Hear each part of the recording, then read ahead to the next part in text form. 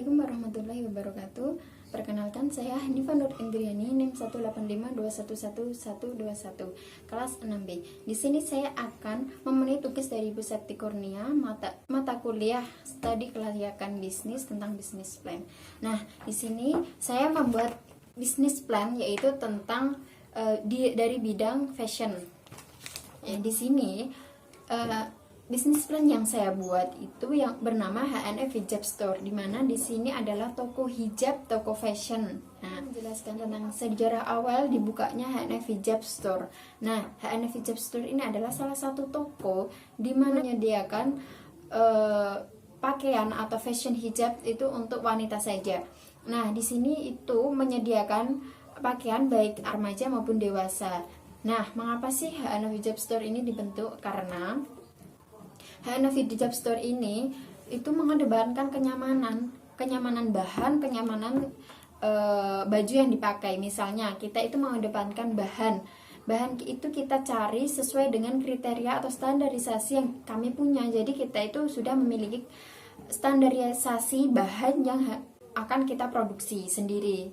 Kemudian kita itu juga menyediakan model, gaya, tren yang kita sendiri itu yang memproduksi, sehingga kita itu bisa berinovasi dalam penampilan, dalam gaya tren zaman sekarang ini. Jadi kita itu selalu mengikuti zaman, alur zaman itu kita ikuti. Nah, itu adalah salah satu kunci atau salah satu rahasia dari HNF Hijab Store ini sendiri.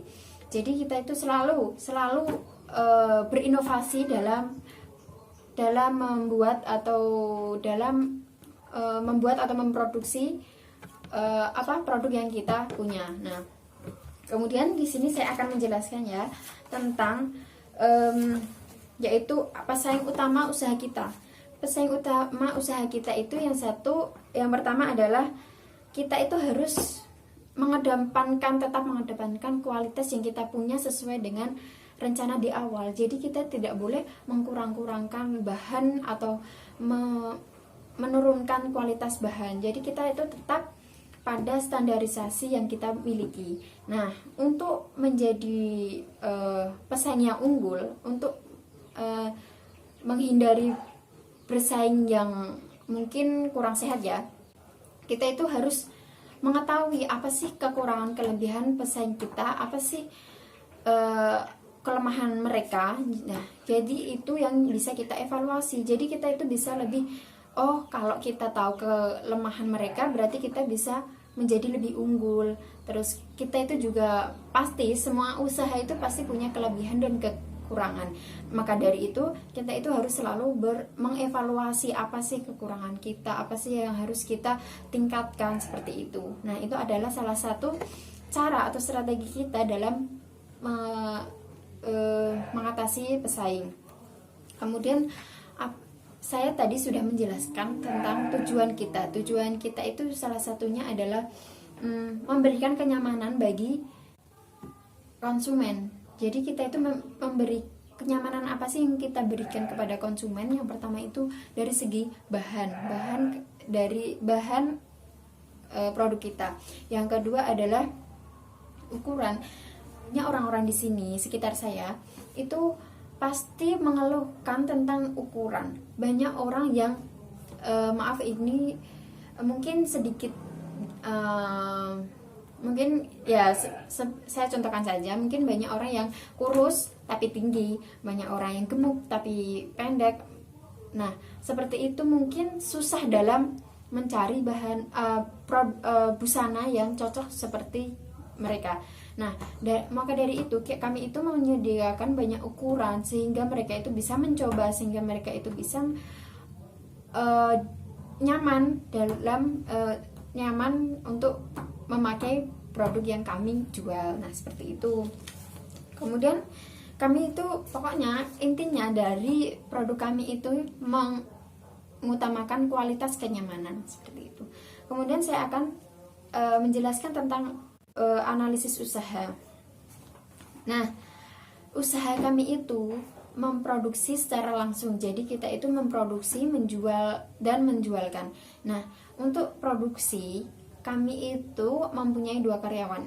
Jadi untuk produksi, kami setiap hari memproduksi barang atau fashion itu sesuai dengan model yang kami berikan. Jadi kita itu sesuai dengan inovasi yang kita berikan untuk si penjahit yang memproduksi barang kita. Kemudian suatu usaha itu pasti akan memiliki visi dan misi masing-masing. Nah, visi dari usaha kita itu adalah mendorong kaum perempuan itu untuk tetap berhijab, tapi juga tetap memperhatikan kenyamanan, memperhatikan penampilan. Nah, maka dari itu kita membuat suatu produk dengan gaya sesuai dengan tren masa kini. Nah, kemudian yang kedua itu kita itu menyediakan berbagai hijab dan fashion, dan kemudian kita itu juga menyediakan harga yang sangat murah, sangat terjangkau untuk masyarakat, tetapi tetap menggunakan bahan sesuai dengan standarisasi. Kemudian kita juga menyediakan peluang bagi masyarakat yang memerlukan pekerjaan. Nah, dari visi tersebut kami memiliki misi, yaitu memberikan produk dengan kenyamanan yang sangat terjangkau dan sangat terjamin. Kemudian kami juga memberikan pelayanan yang sangat ramah. Kita harus dalam suatu usaha, kalau kita ramah, maka akan disenangi banyak konsumen, seperti itu. Kemudian kita juga menyediakan produk tren masa kini. Terus kita juga selalu berinovasi tentang produk dengan alur sesuai zaman, ya. Jadi kita itu tetap bisa, kita itu yang syar'i itu tetap mengedepankan kesyariannya, dan kita itu juga tetap berpenampilan yang menarik kayak gitu loh. Jadi kita tanpa mengurangi kenyamanan maupun mengurangi penampilan atau dan lain-lain. Nah, kemudian analisis strategi. Saya akan menjelaskan yang pertama, analisis eksternal. Di sini meliputi analisis pelanggan. Di sini analisis pelanggan di sini yang kami tuju adalah mahasiswa, karena mahasiswa, dosen, pegawai, karyawan maupun masyarakat sekitar, karena kami itu mendirikan toko ini di lingkup perkuliahan. Nah, dalam produk kami itu harus memiliki keunggulan agar para pelanggan itu menjadi tertarik dengan produk kita. Adalah analisis kompetitor, di mana semua usaha itu pasti akan memiliki pesaing. Seperti yang sudah saya jelaskan tadi, kita itu sebagai seorang pengusaha harus mengetahui pesaing kita. Apa sih keunggulan, apa sih kelemahan pesaing kita. Terus kita juga harus mengetahui kelemahan dan keunggulan usaha kita sendiri. Jadi kita bisa mengevaluasi apa sih yang kurang, apa sih yang mungkin harus ditingkatkan, dan lain sebagainya. Seperti itu. Analisis pasar. Di sini pangsa pasar usaha sangatlah luas, di mana untuk usaha kami itu didirikan di lingkungan perkuliahan, yaitu ini tertuju kepada mahasiswa, dosen, pegawai, karyawan maupun masyarakat di sekitarnya. Kemudian analisis lingkungan ini terdapat analisis lingkungan dekat dan jauh. Analisis lingkungan dekat itu misalnya pendatang baru. Nah, untuk mengatasi pendatang baru, kita sebagai pengusaha harus memiliki strategi untuk mengatasi bagaimana usaha kita agar tidak kalah saing dengan pendatang baru. Misalnya, kalau ada pendatang baru atau usaha lain baru, maka kita itu harus mengadakan strategi. Misalnya, kita adakan diskon untuk barang tertentu. Jadi pasti masyarakat juga akan tertarik dan akan mendatangi toko kita, seperti itu. Misalnya diadakan strategi buy one get two atau diskon besar-besaran atau seperti apa, tanpa kita harus rugi. Jadi kita tetap memperoleh keuntungan. Kemudian pemasok.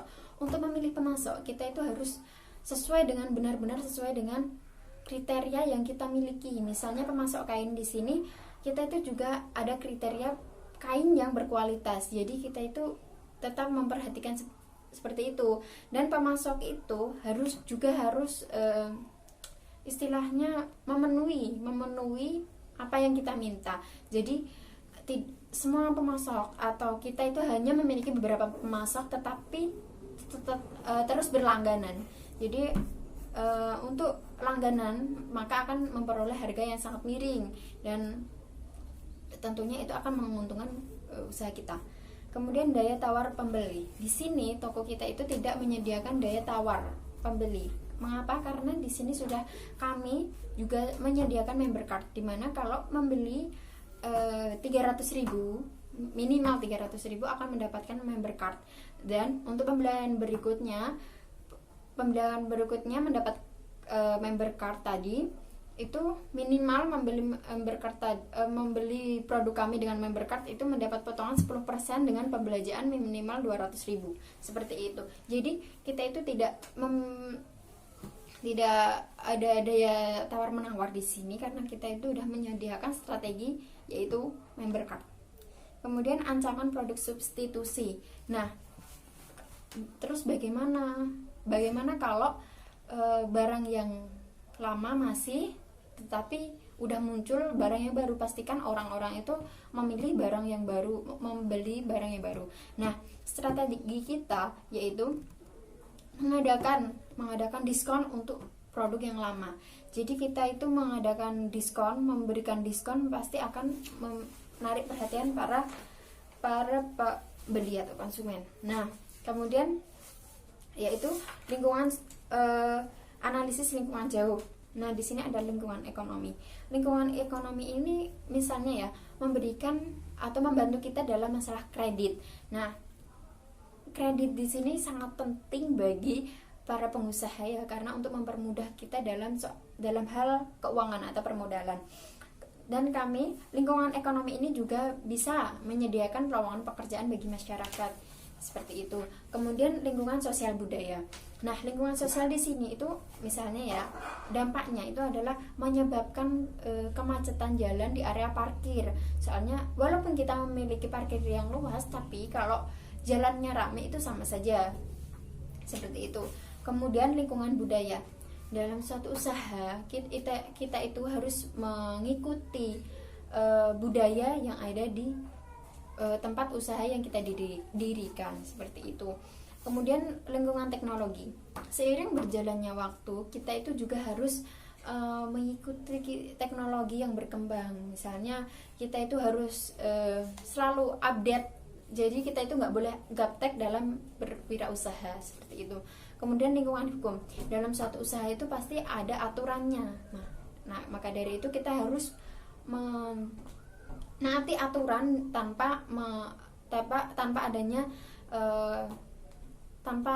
penyelenggaraan. Analisis internal. Di sini ada kemampuan SDM atau bisnis. Nah, di sini kan kita menyediakan lowongan pekerjaan. Jadi kita memberikan kesempatan bagi masyarakat untuk bekerja di tempat kami, tetapi kami tetap memperhatikan spesifikasi pekerjaan yang mereka punya. Misalnya kita harus memiliki kemampuan apa yang mereka punya, jadi kita harus menseleksi. Jadi seleksi yang kita punya itu juga harus ada ukurannya, jadi kita itu tidak semena-mena menerima orang masuk kerja di tempat kami, seperti itu. Kemudian kemampuan modal. Di sini kami membuat usaha itu dari dua modal ya. Yang pertama dari kredit, yang kedua dari pemilik usaha, yaitu saya sendiri. Nah, kemudian yang berikutnya adalah analisis SWOT. Di sini banyak sekali analisis SWOT ya. Yaitu yang pertama kekuatannya itu modal baju yang kami punya itu sangat banyak dan beragam, dan juga mengedepankan tren-tren masa kini. Kemudian menyediakan banyak ukuran yang sudah saya jelaskan tadi. Terus memiliki bahan yang nyaman sehingga banyak orang yang suka dengan bahan yang kita punya.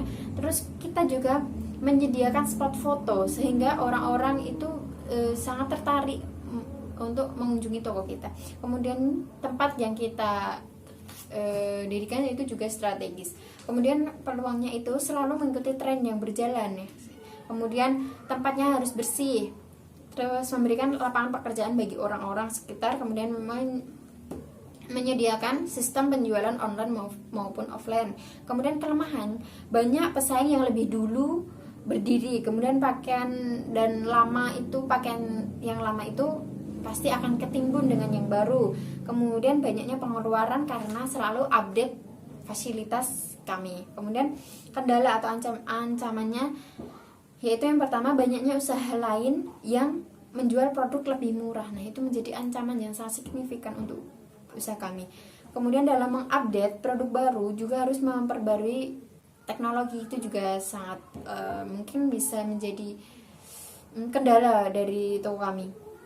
Kemudian adanya toko baru yang menyediakan harga lebih miring, yang menyediakan diskon-diskon dan lain sebagainya. Kemudian kita akan menjelaskan tentang rencana pemasaran. Di sini rencana pemasarannya meliputi segmentasi, targeting, dan positioning.